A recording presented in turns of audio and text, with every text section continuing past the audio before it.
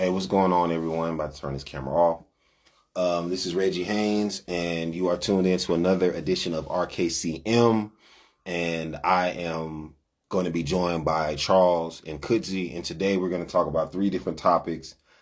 First one is the importance of punctuality, and then also hidden art behind when it comes in regards to being peaceful, being at peace. And then the last thing is talking about behind the scenes, and we're going to get more in depth on that one. I'm going to actually let Kudzi, because he's the one that brought up that. But yeah, these are the topics that we'll be discussing today. And I'm just waiting for everyone else to log in so we can get this show on the road. For all those people who have been supporting the RHTV Podcast Network, I thank you so much for all the people who have been supporting all the other platforms that are connected to the RHTV Podcast Network.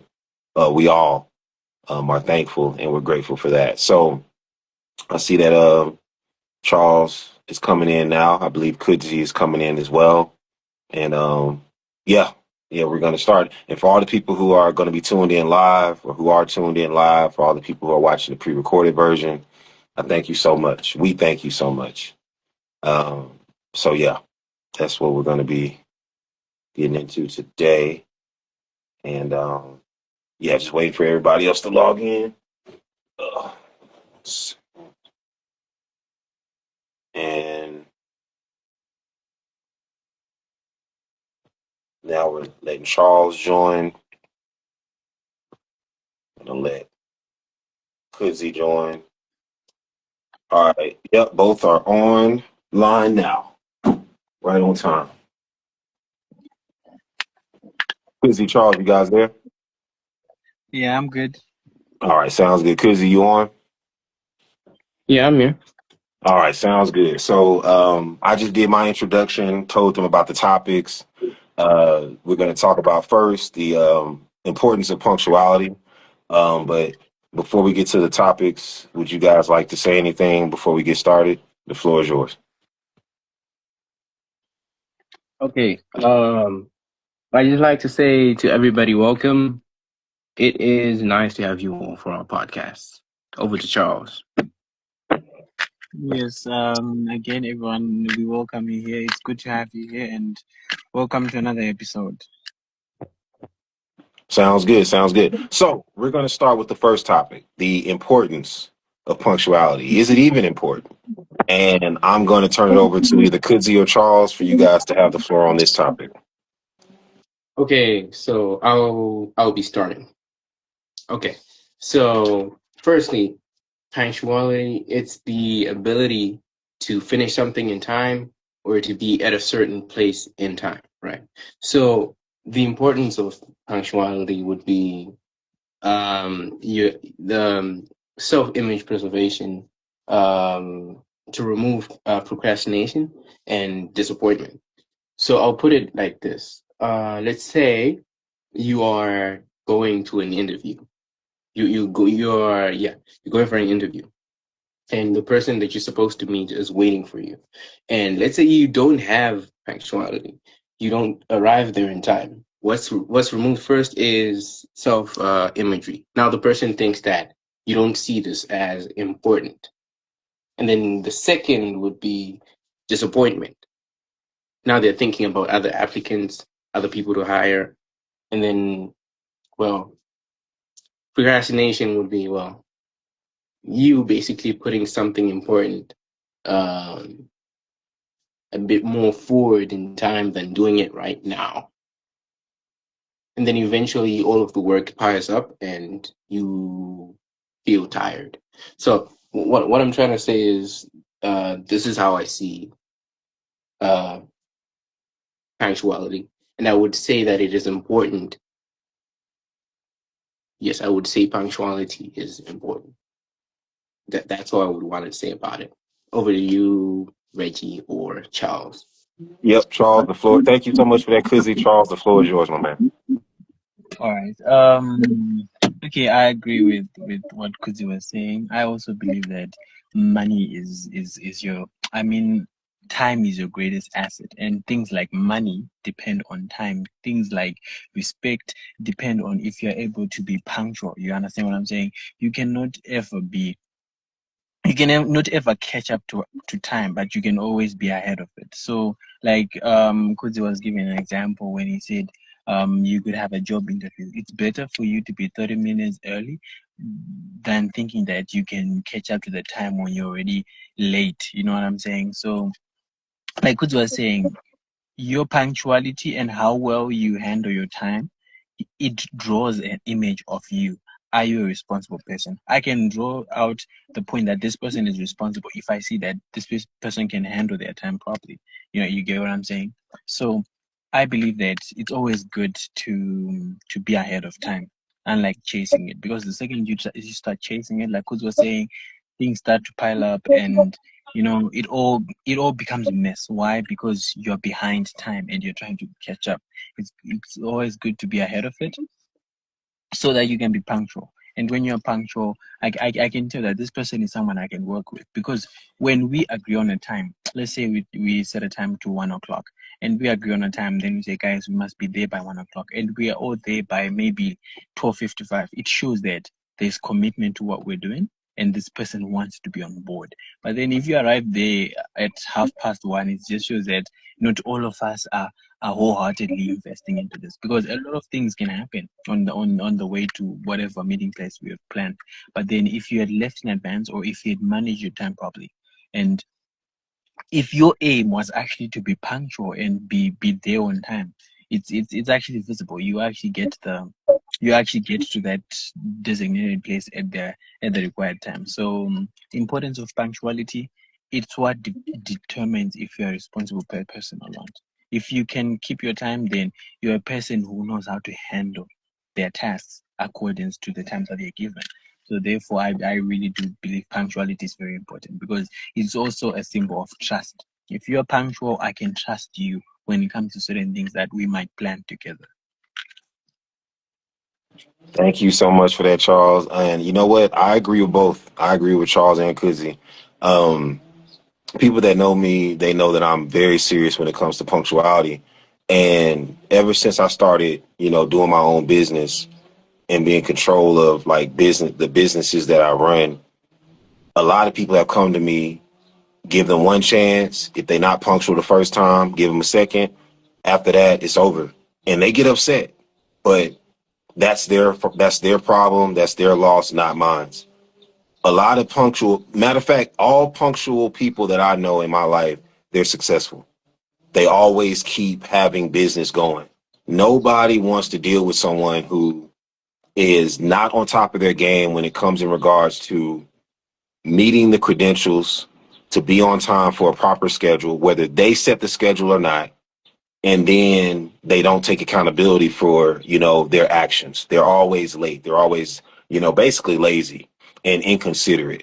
So for me, at the end of the day, I love the fact that, there are a lot of people out there realizing the value of punctuality, and they're not feeding into not being punctual like a lot of people have done in the past. People are moving forward. And we were talking about it on the last episode, AI and all these things. People are like, if you notice, people are like, you know what? I want things quicker than expected. So a person might be like, hey, look, the meeting's here at 1, but if you show up at like 12, that might be more of their satisfaction than you showing up 30 minutes earlier. So I would just say that because of the way that the world is moving, a lot of people don't have as much patience as they used to when it comes in regards to waiting on someone who is supposed to deliver something as promised.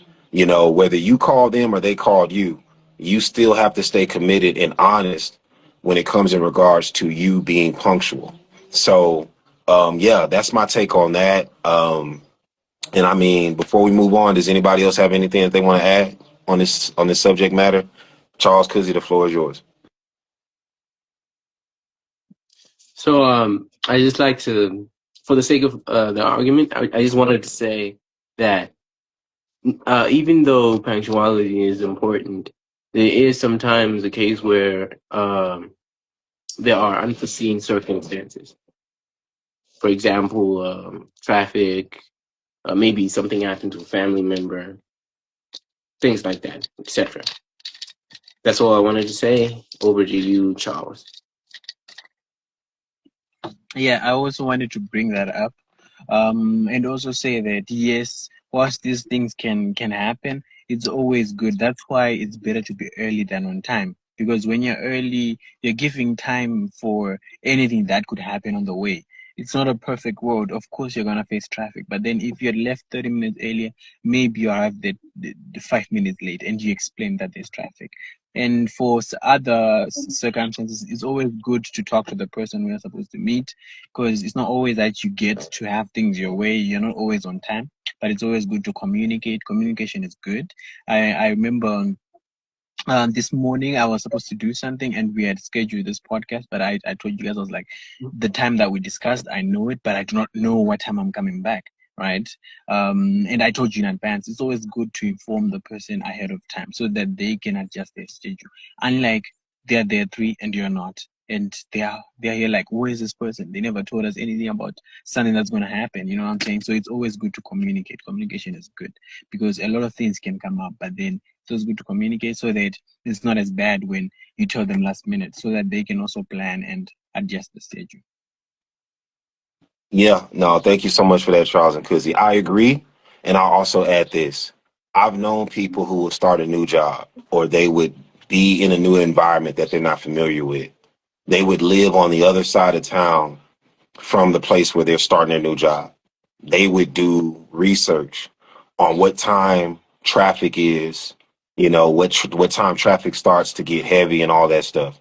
Then they would show up to that job hours before they're supposed to start their shift because they obviously didn't have anything to do. So they're earlier than expected. If they wanted to rest, they could rest in their car in the parking lot, you know? So it's just different things like that to where it's like, yeah, there are people who deal with unfortunate circumstances, but at the same time, where there's a will, there's a way, especially with technology nowadays. We can look on our phone and get updated reports about traffic, updated reports about incidences that can occur or that have occurred that can keep us from being on time.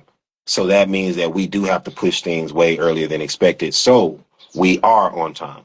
So that's my take on that one. I agree with you guys, but I do feel like instead of people making excuses, it's better to make results.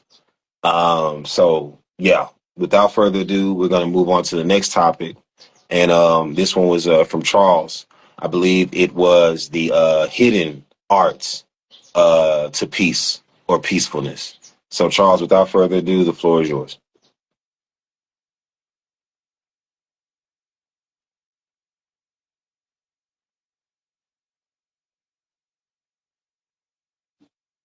Hello? Can everybody hear me? Yeah, sorry. That's all right. I had muted my mic for a bit. Okay, I was saying that I personally like this topic. Why? Because if you have a peaceful mind, then a lot of things you can start to like work around them. You know, you start to see the brighter side of life, and things start to go your way. So what I am hoping that we can discuss. These are ways that you guys, maybe your own personal methods that you guys feel like when you are not in a good mind or in a good space, you just do this. Maybe let's say you do yoga, maybe you meditate, you just do this. Things that just give you peace. You know what I'm saying? Things that just help you find yourself when the day is not going your way. So that's why I call it hidden. Why? Maybe because it can be your own personal thing.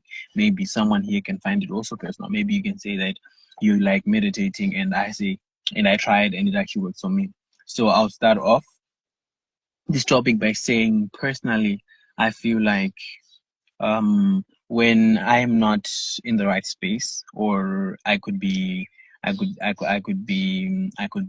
frustrated, I could be mad, and right now in that time I would not want anyone trying to like mess with me. You know what I'm saying? Like trying to like frustrate me more. What do I do? I take a step, then I step away from anyone who I feel like will make it worse, because I don't want to have that situation whereby I'm lashing out on people because of my own headache. You know what I'm saying? Maybe I could be going through stuff and you wouldn't know. But then I like exercising. I feel like exercising are a way to both help yourself mentally and physically. So I jog, I run, maybe I go play football if others are down.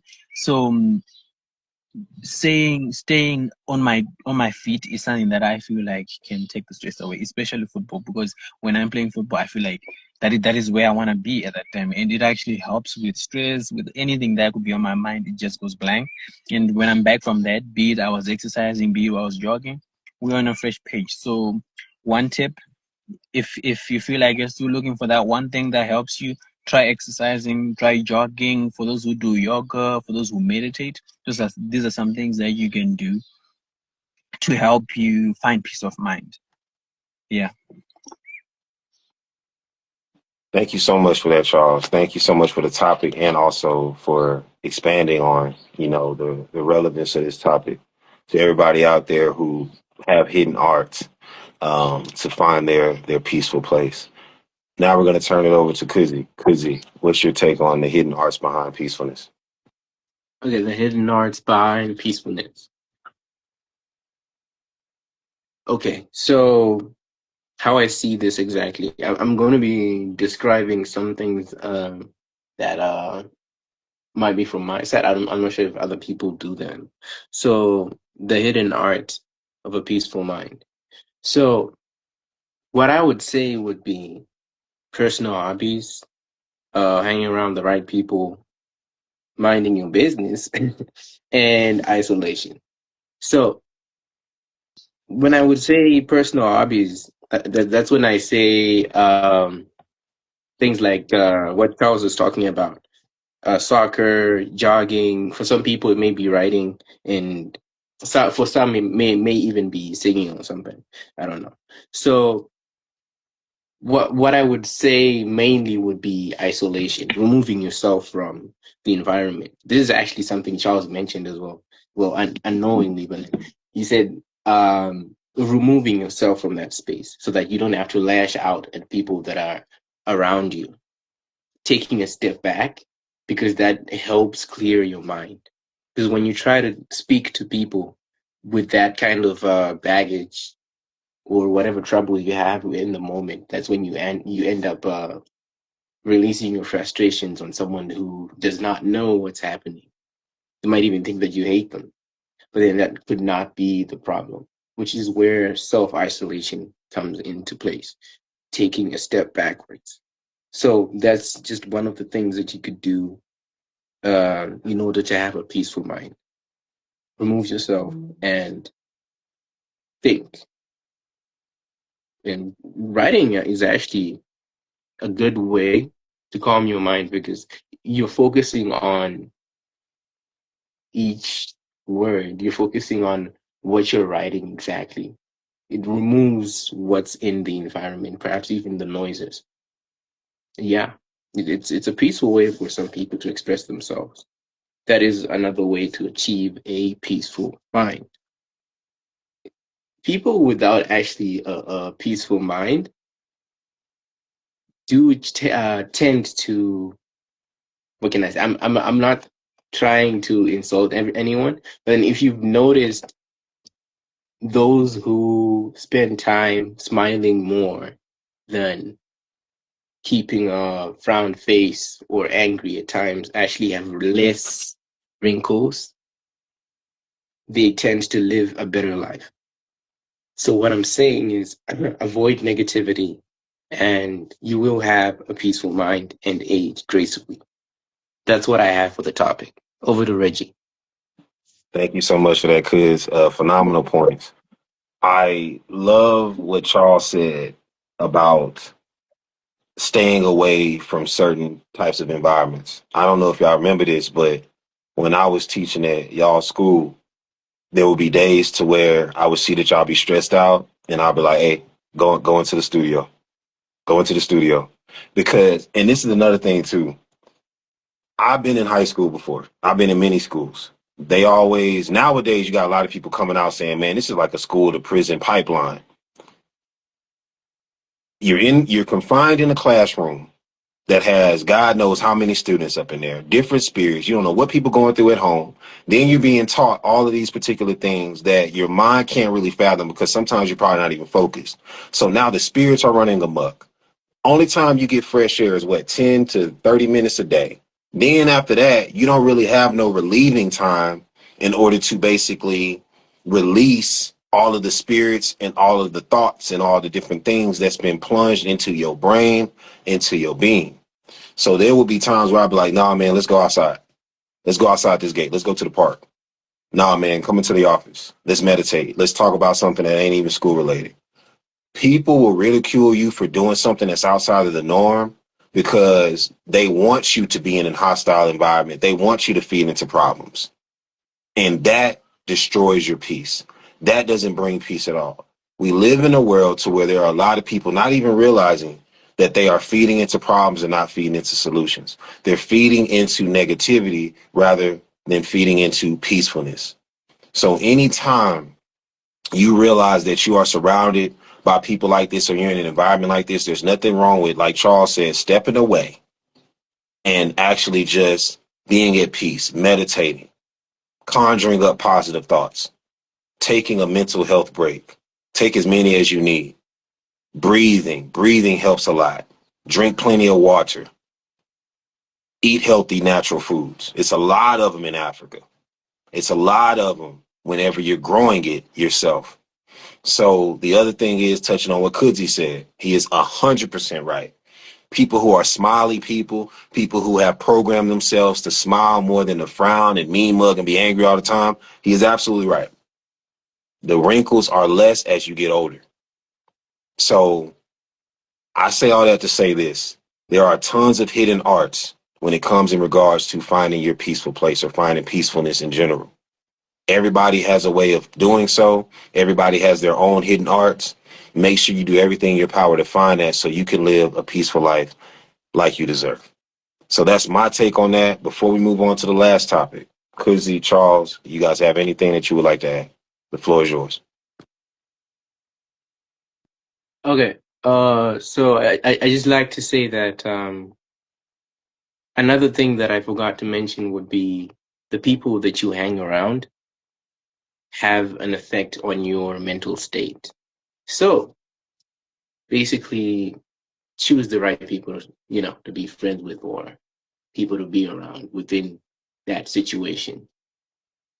Basically, it could either fuel the negativity in your mind or it can lessen it.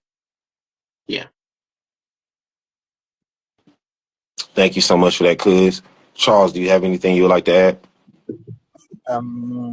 Well, not really. I think you guys were honestly speaking for me when you were saying most of the stuff that you guys were saying, that your personal space is something that can help you find peace and always know when to take a step back and find what actually helps you. The reason why I picked this so that we can have a variety of ideas. Someone said reading, someone said stepping away.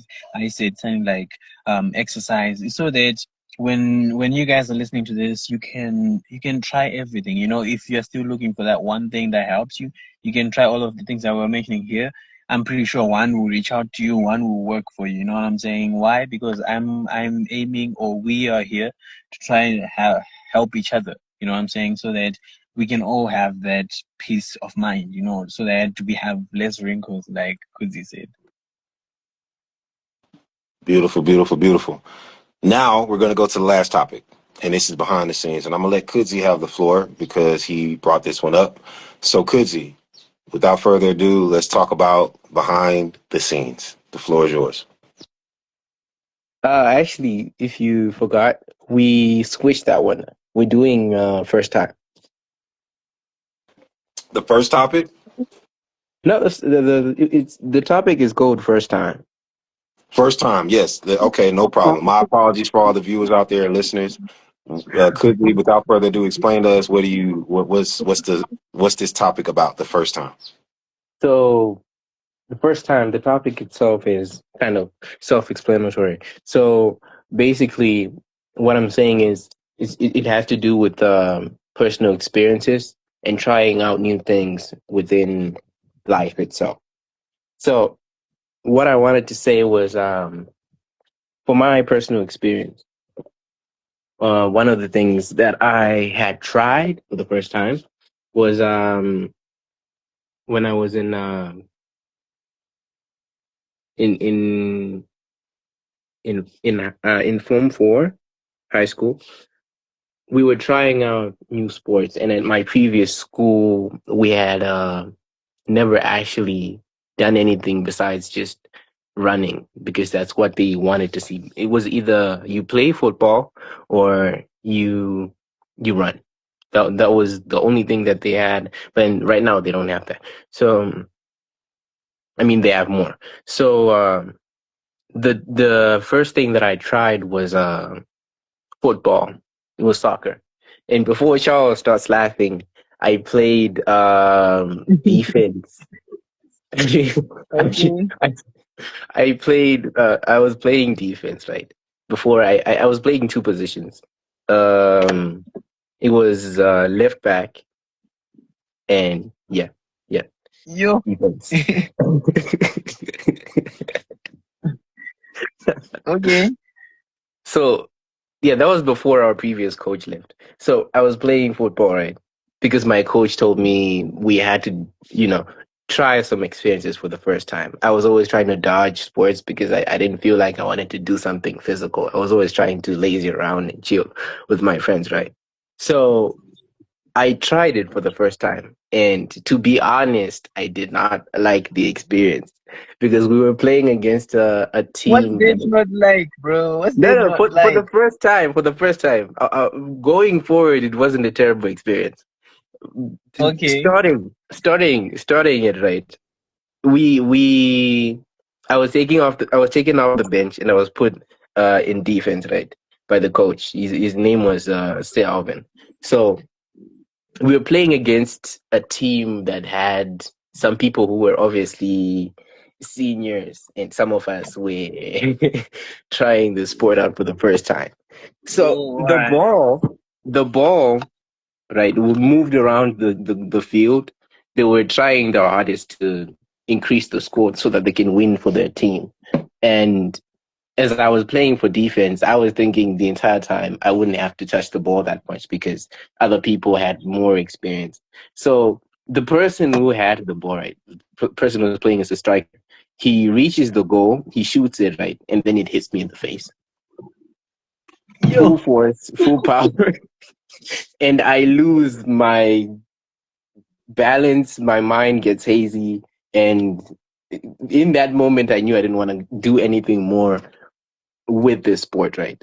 But then the coach actually thought that I would be a good player for defense because every single time the person shot the ball, he would actually hit me instead of trying to get into the goal itself. Alright. So technically, wait. Sorry to interrupt. So technically, you're doing your job because the whole point is for the ball. Oh, yeah. That coach had vision. That coach had vision. I'm telling you.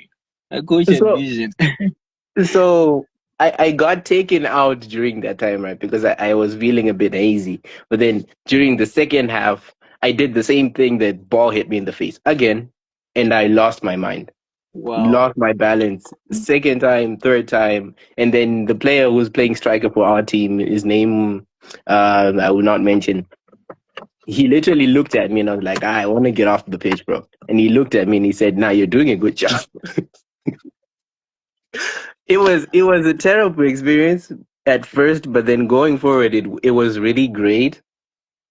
But then eventually, I ended up switching from football because the coach for the volleyball team thought that I would be useful with my height at the time, and of which trying out the sport itself it was actually fun to the point that today I still play the sport, right?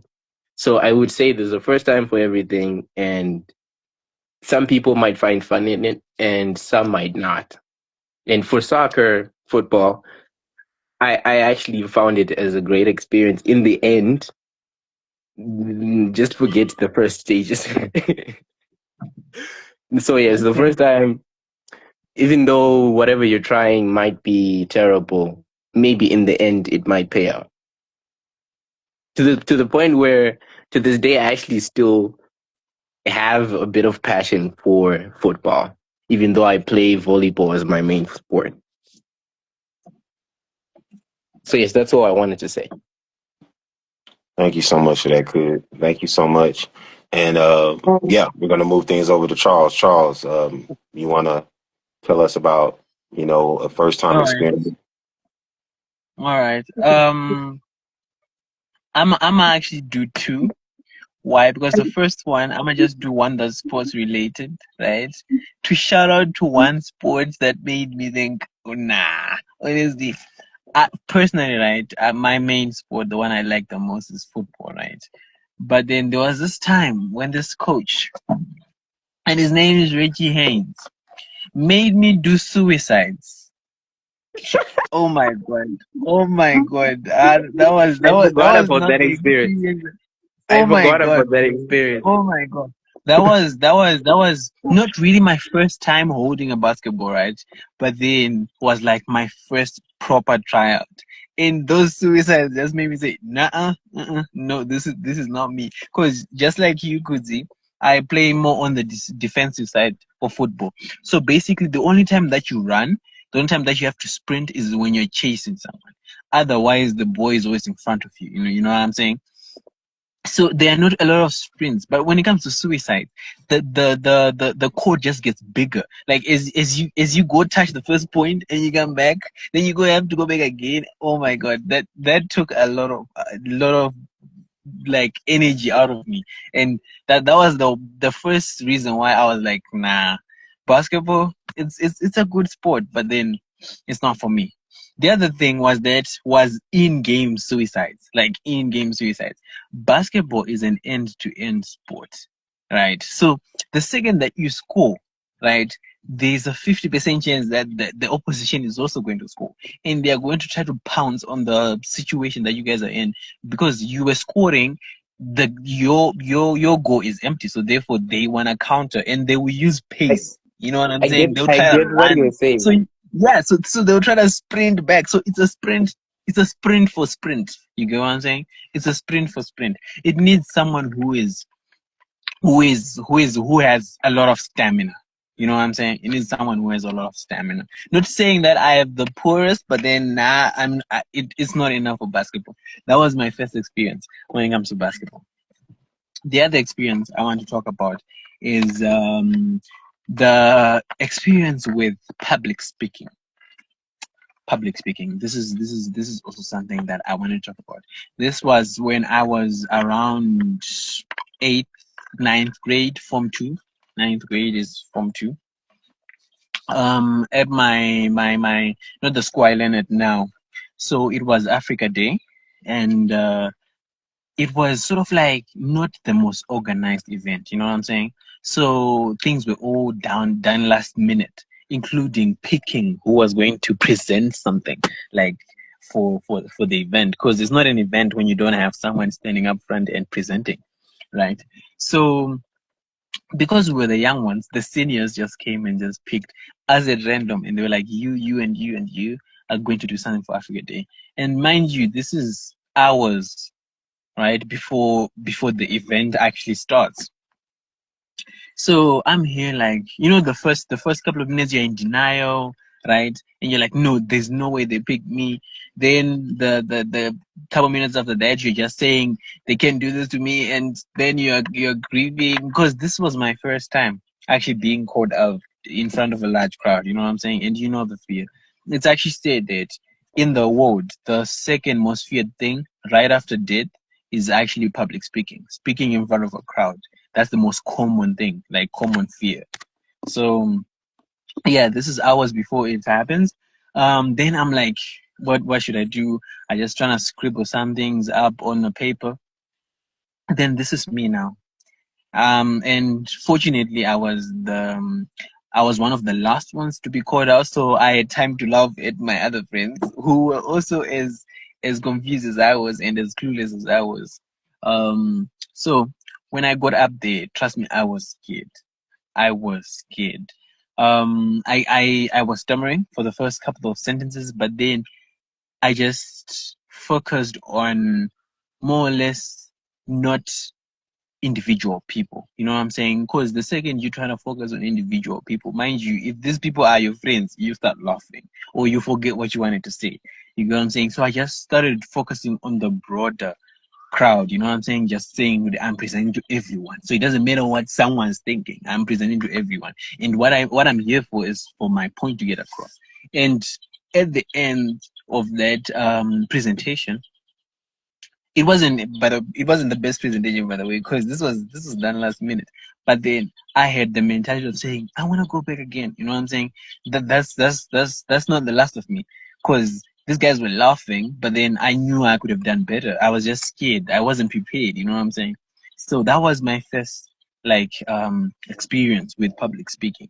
It left me with the will or the drive to want to go back up there. Why? Because I didn't want the defeat. You know what I'm saying? You know how boys are saying, really, you can speak in front of a crowd. So I didn't want the defeat, and I personally found the adrenaline fun, thrilling. You know what I'm saying? So that's a first experience that ended in a good way. The first one was one that did not work out. So I would also want to highlight, right? In as much as we talk about first experience, they don't always work out your way. Like Kudzi said, after he was smacked once or twice in the face, right? Which was a good thing. You know what I'm saying? The opposition team did not score, but it's not always like he was saying. It's not there's a first time for everything, and you just have to find your thing. You know what I'm saying? Basketball did not work out for me. Like at that time, mind you, right now I do play a little bit of basketball. At that time, but then soccer did, and now public speaking is actually kind of working out for me. So you just have to try and try again until you find your thing. So if you stay confined in your safe space, you never have time to experience these first times. Because now looking back to it, trust me, I was scared at the time, but now that I'm talking to these guys, we're discussing that this is how my first time when it comes to public speaking went.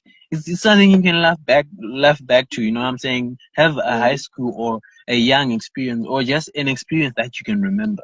You know what I'm saying? Something that's worth remembering. Because if I was just in a crowd, right, when others represent, I'm like, so I had this classmate. Then imagine you're telling someone, and I'm like, but then what did you do? What did you do? You know what I'm saying? So always be up for an adventure so that you have something that you can, so that you do not regret your past. You know what I'm saying? So that you can have more first times, and by having more first times, you can discover things that you had not even thought were possible. So yeah, those are my first times that I would like to discuss today. Thank you so much for that, Charles. I really appreciate it. I'm sure the listeners do as well.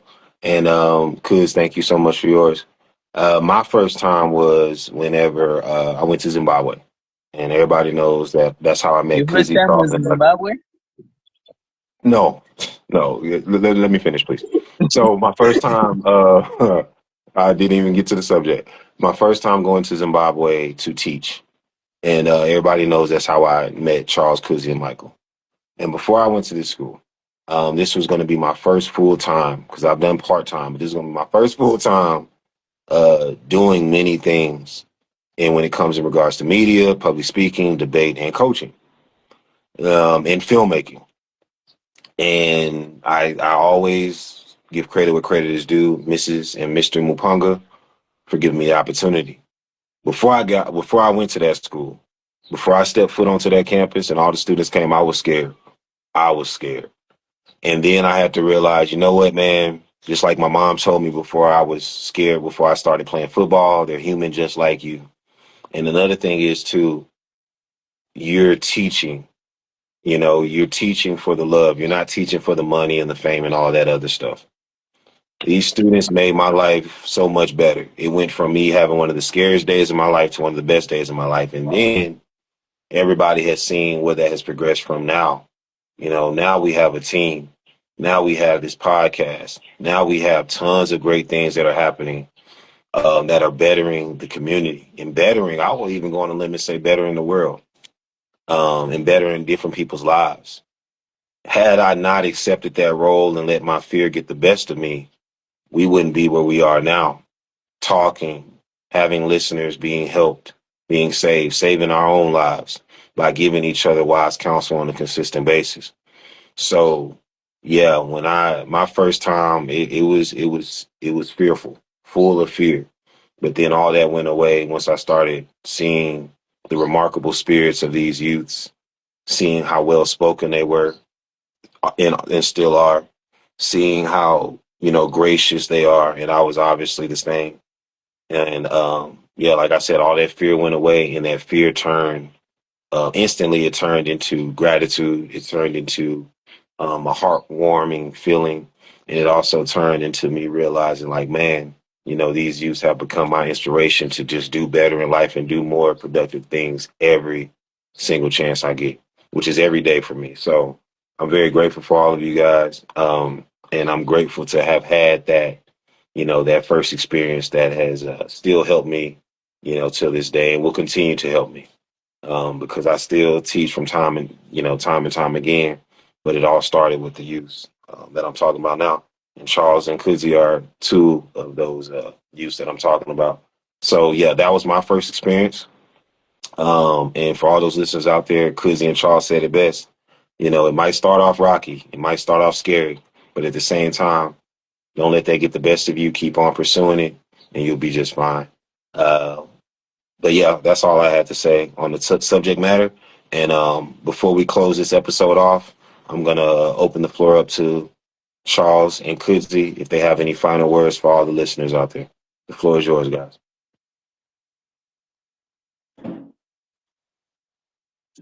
So I just like to say thank you for watching our podcast. Check out our other channels, Reggie Haynes in Africa, Tour Podcast, and over to Charles. Okay, I would also like to say thank you for watching. Let us grow together again and again with each episode. We are growing to know each other better, to help each other so that we can be the best we can, like Reggie was saying, we are going off not to just better ourselves, but to better the world itself. And how do you make the world a better place is by changing something that's in you, helping yourself first, because the same you help yourself. Trust me, the world is already a better place because we are what make up the whole world. And yeah, let's continue to help each other. And thank you for listening. Thank you for listening, not watching. Thank you for listening. Oh, and always give chance to your first time experience. Sounds good. Thank you guys so much for those final words. Again, this is Reggie Haynes. You have tuned in to another edition of RKCM with myself, Charles, Kudzi, and Michael will try to be with us in the future. And until next time, you guys stay safe and peace and love. Thank you.